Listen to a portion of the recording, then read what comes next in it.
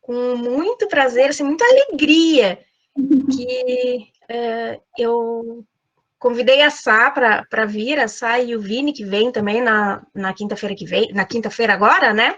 Que ele também vai participar.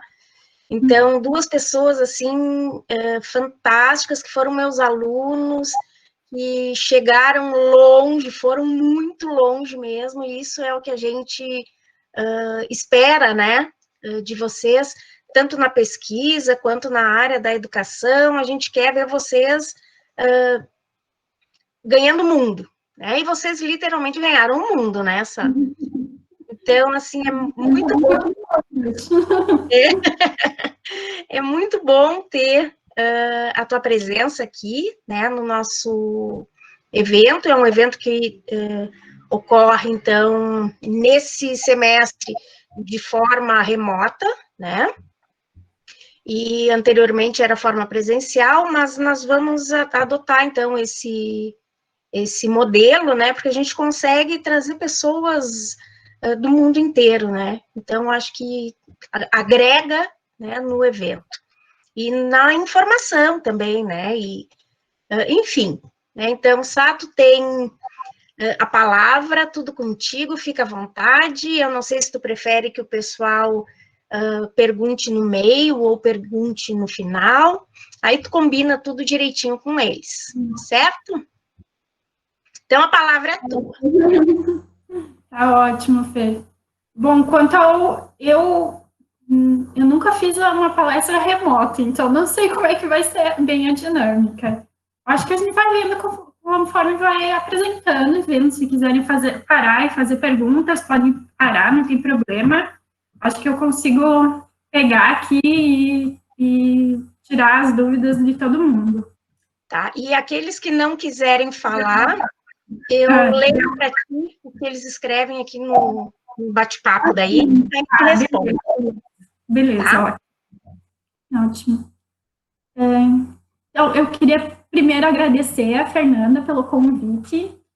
É um bom rever e ver essa pessoa maravilhosa, essa pessoa que transborda alegria, né?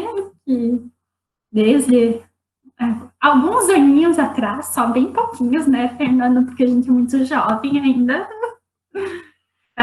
me incentivou a trabalhar com herpetofauna. Ela chegou lá na graduação e me mostrou o que era herpetofauna, e desde então eu me apaixonei pelos anfíbios e venho trabalhando com eles. Então, eu trabalho desde a graduação.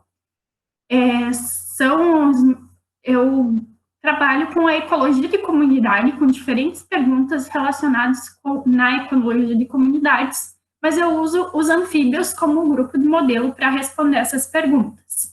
E hoje, então, eu vim apresentar para vocês uma parte do meu trabalho que está relacionado com uma abordagem macroespacial. O que seria uma abordagem macroespacial com os anfíbios campestres. Então, a minha fala de hoje ela vai estar embasada em 4 pontos. Eu vou apresentar para vocês o que são os campos, onde eles estão localizados, porque eu imagino que muitos de vocês podem não ter o privilégio de conhecer, Joaçaba, né, está localizado num ambiente florestal. Então, os campos eles são muito diferentes e vocês vão ver depois com algumas fotos. Falar um pouquinho dos anfíbios campestres, quem são eles, e também os estudos macroespaciais, quais são as vantagens e as desvantagens de se trabalhar com numa escala ampla. E um exemplo de estudo que eu desenvolvi agora no meu pós-doutorado e está recém-publicado. Então, os campos sulinos. Os campos sulinos, eles são esses que estão aqui em amarelinho, são toda essa distribuição geográfica no Brasil. Eles também vão ocorrer no Uruguai e na Argentina, tá? Mas no Brasil eles vão ocorrer só nos estados do Paraná, Santa Catarina e Rio Grande do Sul. O Rio Grande do Sul, então, é o estado que tem maior representação dos campos. Eles vão ocorrer em 2 biomas, o bioma Mata Atlântica, que ocorre nos estados do Paraná e Santa Catarina, e na parte norte do Rio Grande do Sul, e o bioma Pampa, que está localizado na parte sul do Rio Grande do Sul. O bioma Pampa é um bioma muito recente, ele foi criado em 2005, então a gente tem muita coisa a descobrir sobre ele, sobre plantas e animais que vivem lá e sobre as características ecológicas e da biogeografia, história natural, enfim, tem muita coisa ainda para a gente conhecer. Então, os campos sulinos, eles são conhecidos como áreas abertas, caracterizados por terem principalmente gramíneas. Mas em algumas regiões a gente pode encontrar um ecótono campo e floresta, como são os campos, por exemplo, de Palmas, os campos de altitude do Rio Grande do Sul e de Santa Catarina, onde a gente vê uma presença da araucária juntamente com os campos. A gente tem por volta de 11 tipologias campestres. O que isso quer dizer? Quer dizer que os campos não são homogêneos, porque se a gente pensar numa área aberta, cheia de gramínea, a primeira ideia a gente poderia pensar que os campos são todos iguais, mas isso já foi comprovado, então, por vários trabalhos, de que esses campos são diferentes e cada uma dessas tipologias apresenta uma biodiversidade diferente. E, além da biodiversidade, características como solo e clima também diferenciados. Então, aqui eu tenho algumas fotos para mostrar para vocês. Esses são os campos de barba de bode. Essa foto foi tirada em Júlio de Castilhos.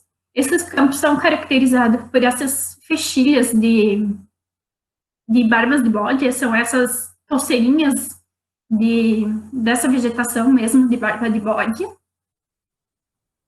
Aqui são os campos de altitude, que eu falei para vocês antes, com a mata de araucária, ali vocês podem ver algumas araucárias. Esses são os campos arbustivos, que são caracterizados por terem arbustos mais arbustos, né? Não ser uma vegetação mais rala, assim, de gramíneas, elas formam os arbustos. E esses são os campos mistos de antropogônias e compostas, que são esses tipos vegetais. Então, vocês podem ver por essas imagens que cada um desses campos tem suas características diferenciadas. Então, agora falando sobre os anfíbios campestres. Quem são eles? A gente fez um trabalho em 2014, que é esse que está como é que eu acho que todos veem à direita o primeiro de cima ali, em que a gente fez um levantamento e encontrou 84 espécies. 81 espécies, elas estão na ordem Anura. A ordem Anura é aquela ordem de anfíbios, rãs e pererecas, e 3 espécies são diminofionas, que são conhecidas como cobras cegas ou cecílias, né, que são aqueles anfíbios mais larguinhos e que muitas vezes as pessoas podem confundir com um réptil, que também pode ser chamado de cobra cega, mas ele tem características diferentes, como a pele, que ela é mais viscosa, não tem escamas.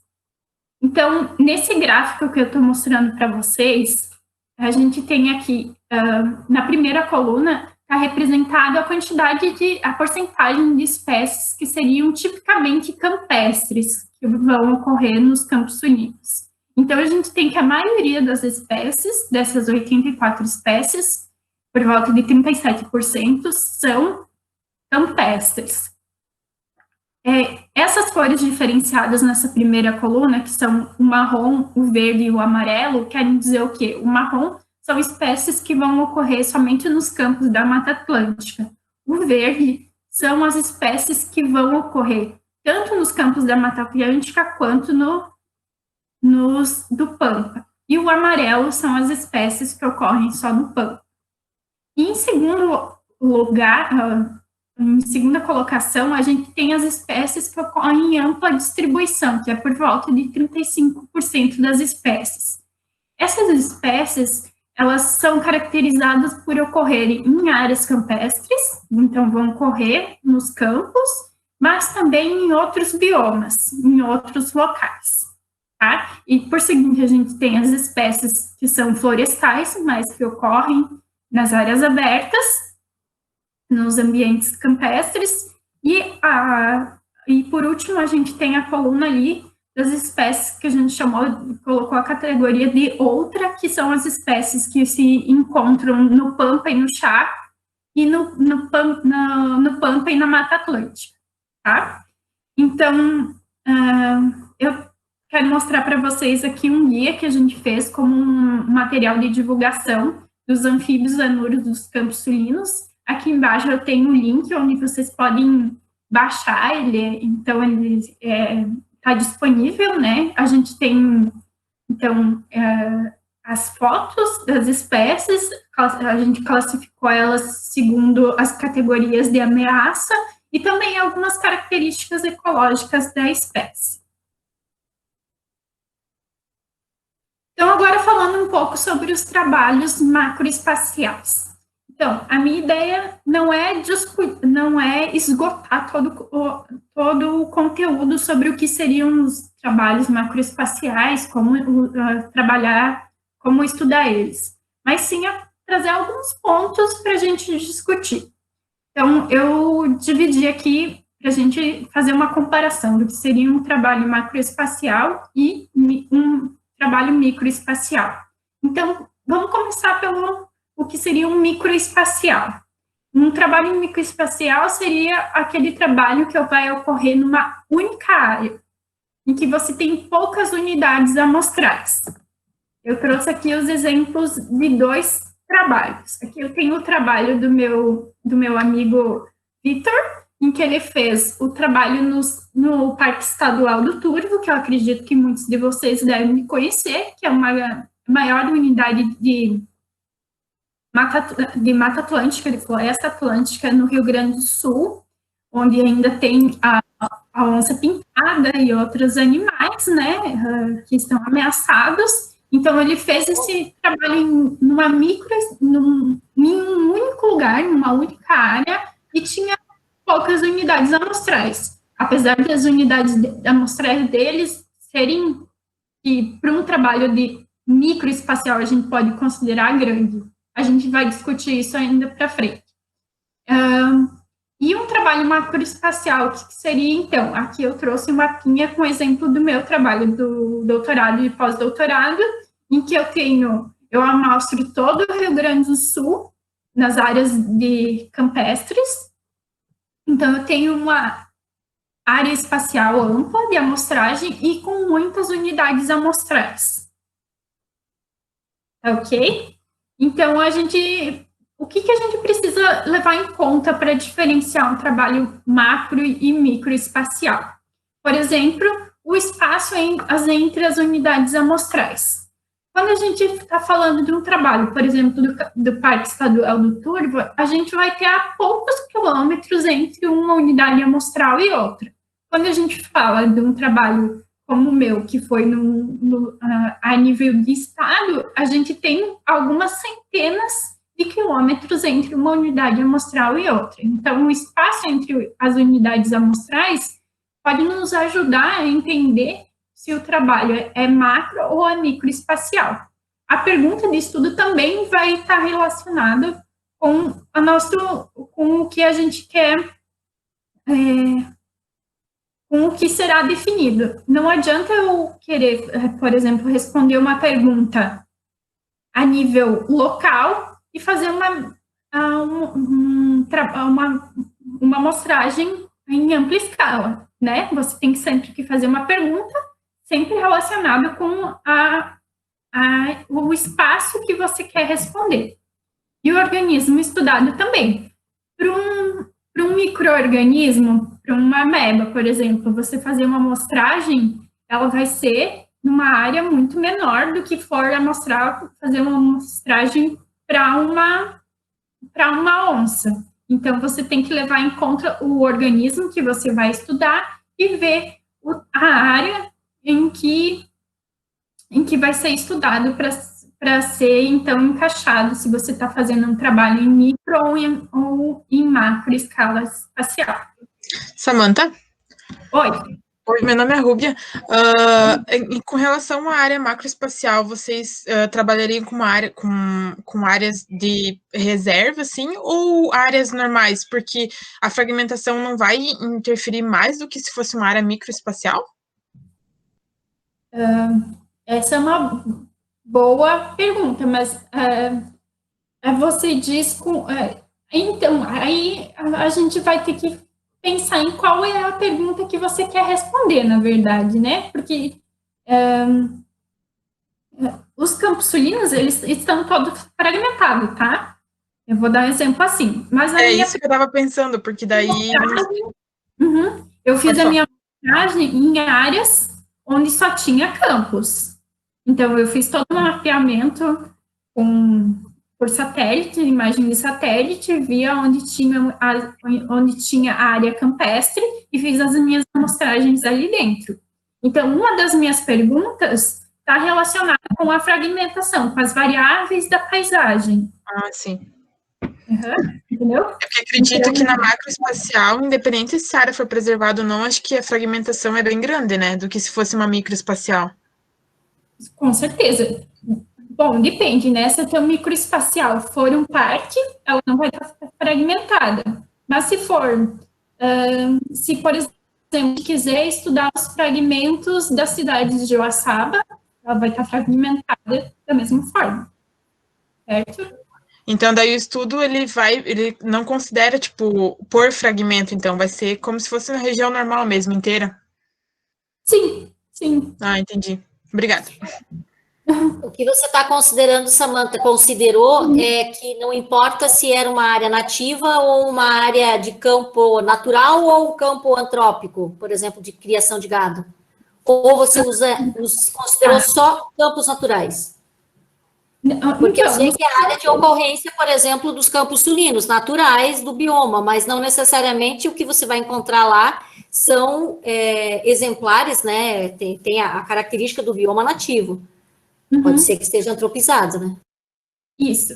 Na verdade, campo natural, em que a gente não tem influência humana, ele não existe nos campos sulinos. Praticamente não existem. Existem algumas unidades de conservação, por exemplo, como o Pramata, em que se foi retirado já não tem gado, não se coloca fogo, então você tem uma característica de campo muito diferenciada. O que a gente vem discutindo muito com o pessoal lá da URGS, do professor Valério Pilar, que trabalha bastante com conservação dos campos sulinos e tenta desmistificar essa questão dos campos. Por quê? Porque o campo, diferente de uma floresta, ele precisa de um distúrbio para existir. Então, a gente defende o uso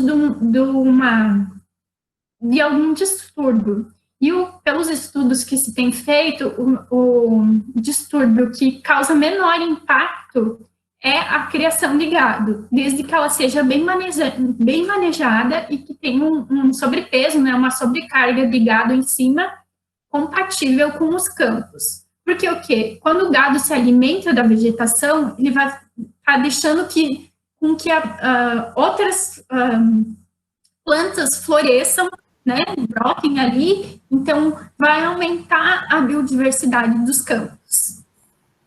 Também poderia ser usado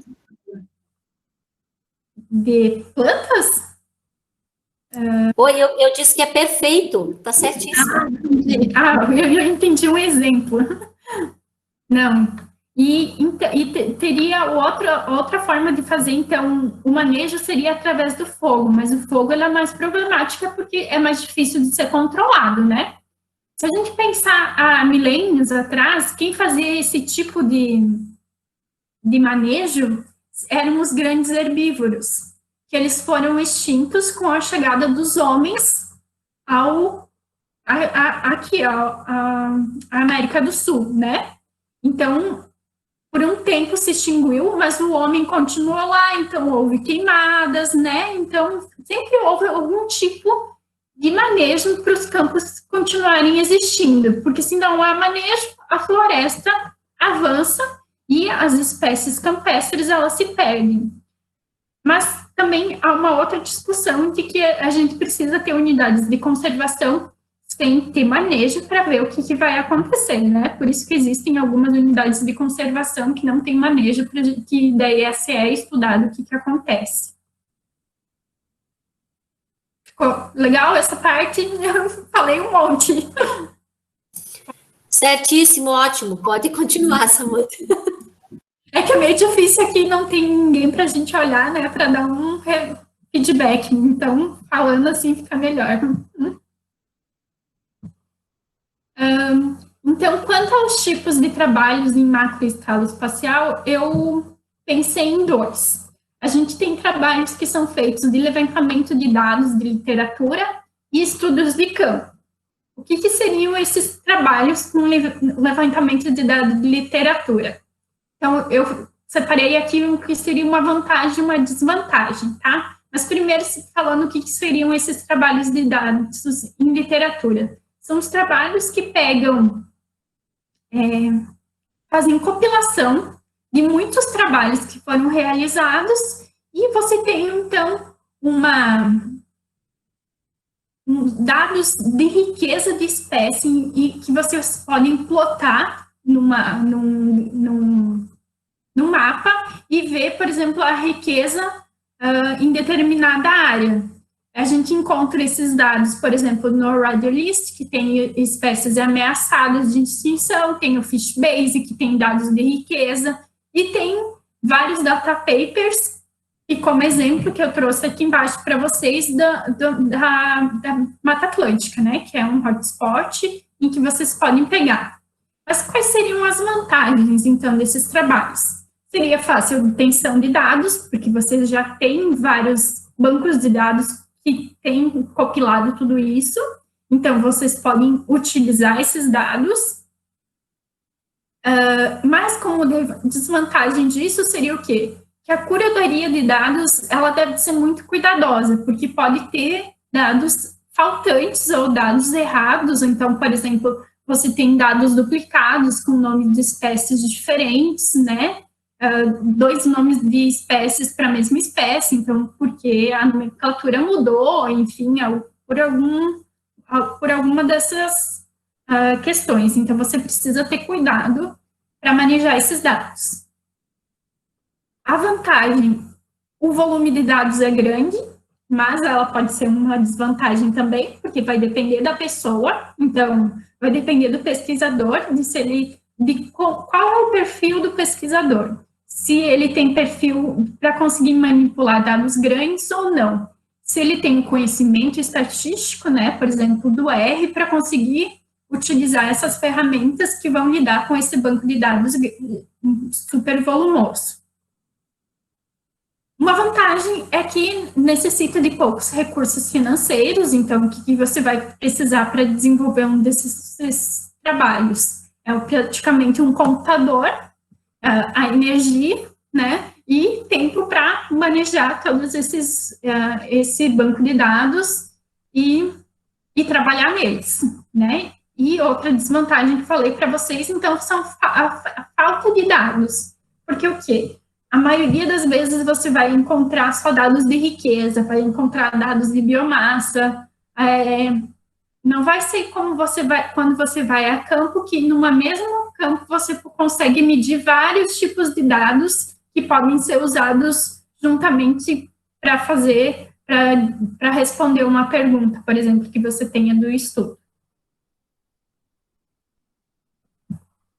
Então, com relação aqui, um estudo de campo, as vantagens e desvantagens. Para se fazer um trabalho em macroescala espacial, uma das vantagens é que, como o pesquisador vai fazer o levantamento dos dados, os dados são mais confiáveis, você tem uma menor chance de ter erro, porque você vai ter só uma pessoa coletando os dados. Quando você faz um levantamento de dados em literatura, o simples fato de passar de uma fonte para outra e compilar esses dados pode gerar erros, o que seria minimizado quando você tem apenas um pesquisador fazendo essa compilação ou levantando esses dados.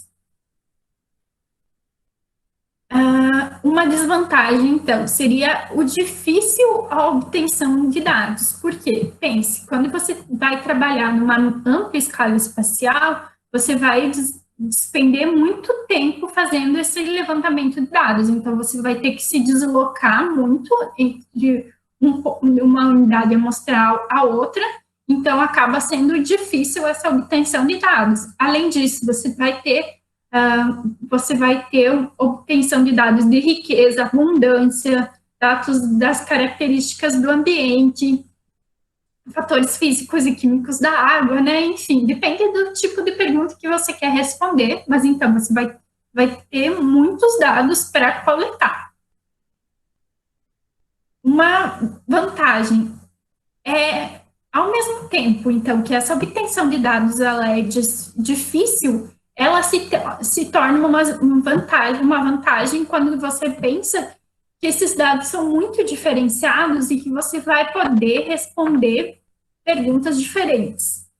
Eu coletei os dados que eu vou apresentar para vocês no meu doutorado, e eu estou usando agora no meu pós-doutorado, e posso fazer outro pós-doutorado e outro pós-doutorado, porque a quantidade de dados que eu coletei ela é muito grande, o que me faz com que eu posso ter um grupo de pesquisa para utilizar esse banco de dados e responder diferentes questões. Uma desvantagem, e essa desvantagem ela tem que ser levada muito em conta, são os grandes recursos financeiros que são necessários para se fazer um trabalho em macroescala espacial. O meu doutorado ele só foi possível ser feito porque eu trabalhei no CISBiota, que foi um edital da CAPES, do CNPq, da FAPERGS, em que foi despendido muito dinheiro para se fazer esse levantamento de dados. Então, eu fiz a parte de anfíbios, mas teve gente que fez a parte de vegetação, parte de aves, insetos, né? Então, teve muitos grupos fazendo levantamentos de dados nos mesmos locais. Então, o recurso ele foi dividido, né, e feito para as pessoas diferenciadas. Então, tem que ter um auxílio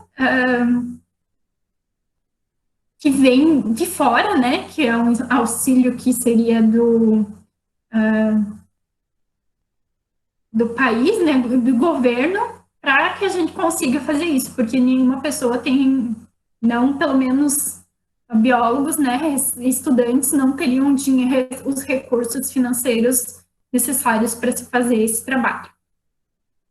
Outra desvantagem também é a restrição temporal. Quando a gente trabalha faz um trabalho em microescala espacial, por exemplo, numa unidade de conservação, a gente pode amostrar ela por mais tempo, né? Quando que a gente faz um trabalho em uma grande área espacial, a gente não tem muito tempo para ficar repetindo as amostragens. Então, normalmente, a gente faz uma única amostragem em cada unidade, e passa para outra, né? Sem voltar no tempo, sem repetir aquilo temporalmente, certo? Mas nesse caso, a sazonalidade se perde. Isso, se perde essa sazonalidade. A sua pergunta vai ser só relacionada ao que acontece no espaço, não ao que acontece no tempo.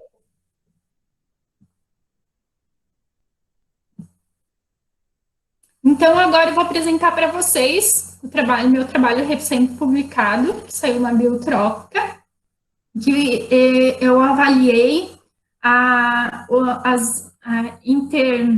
interrelação entre variáveis locais e da paisagens na densidade de anuros e de poças nos campos cilíndricos. Então, eu coloquei esses dados nas primaveras do ano 2011, 2012 e 2014. Eu coloquei na primavera, porque é o período em que os anfíbios estão mais ativos, né, no sul do Brasil. Então, é o ideal para se fazer um trabalho em escala espacial, em que você vai fazer uma única amostragem. Eu coletei os dados em 40 unidades amostrais, que são esses meus pontinhos pretos no mapa. Em cada uma dessas unidades amostrais, então, eu procurei pocinhas onde os anfíbios iam vocalizar, e eles estariam vocalizando, né, isso, estariam ativos. Ao total, eu amostrei, então, 187 corpos d'água, tá? Então, aqui eu tenho, no lado direito, para vocês verem, eu tenho uma foto aérea, em que eu tenho um quadrado amarelo, que seria uma representação de uma unidade amostral minha. Essa unidade amostral, ela tem 2 por 2 quilômetros, e então, eu andei por essa unidade amostral procurando as pocinhas onde eu fazia a contagem dos machos que estavam em atividade de vocalização durante a noite. Samantha, busca ativa ou você colocava pitfall? Busca ativa. Só busca ativa. Porque eram muitas unidades amostrais, né? Eu não tinha como colocar pitfall nesse caso, então eu fazia a busca ativa, percorria ao redor da pocinha à noite, contando todos os machos que estavam em atividade de vocalização. Então, tu não contava, tu só ouvia, era por vocalização. Por vocalização. Uhum. Certo. Nesse trabalho aqui, eu usei só os machos, mas eu coletei os girinos também, em que eu ia de dia e passava o pulsar nas margens do corpo d'água e coletava ali, e depois eu identifiquei no laboratório, né? Esses são os próximos trabalhos meus que eu estou fazendo, eu vou publicar daí mostrando com os dados de girinos também. Então, além dos machos em atividade de vocalização, eu amostrei as variáveis ambientais, que eu dividi entre locais e da paisagem. Então, eu amostrei 35 variáveis locais, elas estavam relacionadas com as variáveis físicas e químicas da água, né, como pH, temperatura, condutividade, e também, por exemplo, o que eu chamei de estrutura da vegetação, que seria o quê? A altura da vegetação na margem, dentro d'água, se o espelho d'água estava cheio de vegetação ou não, se tinha sombra dentro d'água ou não. Então, todas essas características eu anotei para a gente ver quais seriam as características que os anfíbios prefeririam, né? Então, a partir dessas características, eu tenho como saber quais os anfíbios têm preferência, por exemplo. Então, aqui eu tenho mostrando o que seriam as variáveis da paisagem. Então, nesse meu quadrado de 2 por 2 quilômetros que eu mostrei para vocês antes, eu fiz um levantamento de do que acontecia ali nessa paisagem, né, de quantidade de vegetação que tinha nela, de vegetação de gramíneas, né, se tinha número de manchas urbanas, se tinha vegetação, se tinha plantações, né, então todas essas variáveis relacionadas à paisagem.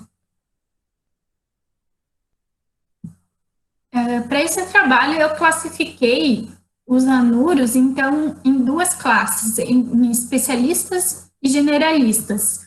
Os especialistas são aquelas espécies que vão ocorrer, que têm a distribuição restrita às áreas abertas do sul do Brasil. E, por exemplo, eu tenho a Ipsiboas pulquelos, em que ela vai ocorrer nessa área amarela aqui no mapa, no lado esquerdo. E as generalistas são espécies que têm ampla distribuição geográfica, então vão ocorrer em vários biomas, que é o caso do Dendroxófilos minutus, que ocorre em praticamente todo o Brasil e outros países da América do Sul. Então, como resultados, eu encontrei no total 35 espécies, 11 delas foram consideradas especialistas. E aqui eu mostro algumas fotinhos para vocês verem, né, a carinha delas. Então, as especialistas. Aqui eu trouxe, vou tentar ser o mais didático possível, tá? Eu não trouxe muitos gráficos. Eu fiz um desenho para tentar mostrar o que seria um local ideal para os especialistas e para os generalistas. Então, com relação aos especialistas, a gente tem o quê? Aqui do lado esquerdo eu tenho o que seria bom para os especialistas, e do lado direito o que seria ruim para os especialistas. Então, a nível de paisagem, eu tenho o quê? Que manchas urbanas e manchas de campo, elas são ruins para especialistas. Então, o que os especialistas preferem? Preferem áreas campestres onde eu tenho uma maior distribuição da área do campo, então, que seria um campo mais íntegro, não fragmentado. Tá? E com relação às variáveis locais, o que seria ruim para os especialistas? Ter peixes, ter uma vegetação rasteira ao redor do corpo d'água e ter florestas próximas.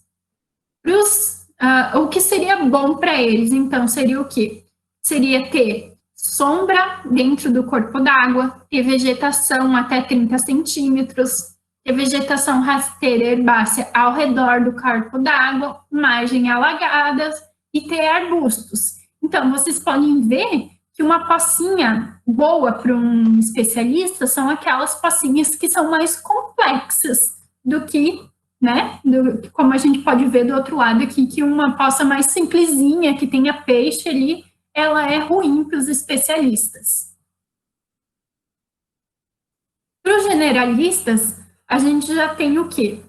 Que a nível de paisagem, a conectividade continua da mesma forma, né? No lado esquerdo, o que é positivo, e no lado direito, que é negativo. Então, que poças que são mais próximas, peraí, agora me confundi. Negativo, poças que são mais próximas, distantes entre si. Não, isso, que são mais próximas entre si, pocinhas que estão mais próximas entre si vão ser ruins para generalistas. Isso porque gera competição, né? Isso, poças próximas seria uma maior quantidade das mesmas espécies, ali geraria competição. Então, com relação às variáveis ambientais locais, a gente tem que o quê? Que é ruim para os generalistas, a estrutura da vegetação mais complexa, que seria boa para os especialistas. Ter sombra é uma coisa ruim para generalistas, e ter peixes no corpo d'água também. O que é bom para generalistas é ter uma vegetação até 30 centímetros no corpo d'água e ter uma floresta próxima. Então, a gente vai ver o quê? Que algumas características, elas são mutuamente importantes para generalistas e especialistas, como os peixes, mas algumas são importantes só para especialistas e outra para generalistas. Nesse gráfico aqui, eu tenho um índice de qualidade dos corpos d'água no eixo Y e no eixo X a quantidade a porcentagem de campo nativo. O que a gente fez nessa análise aqui? A gente está mostrando que o quê?